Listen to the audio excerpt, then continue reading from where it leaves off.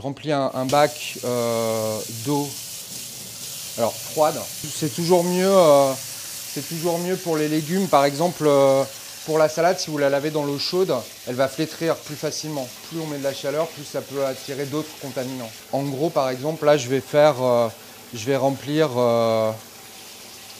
je vais mettre à peu près, on va dire, 5 litres d'eau. Et je mets donc, comme je vous disais tout à l'heure, l'équivalent d'un dixième de vinaigre.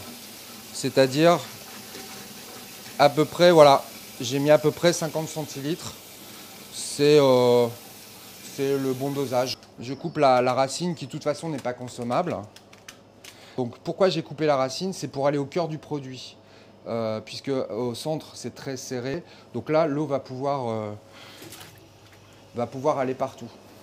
Donc, je le laisse tremper le temps que la partie acide du vinaigre puisse faire son travail. Je le nettoie.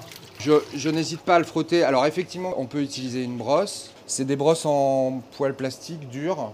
Alors il faut faire attention avec ce genre de brosse parce que ça peut abîmer aussi le produit. Donc il faut frotter mais en étant délicat.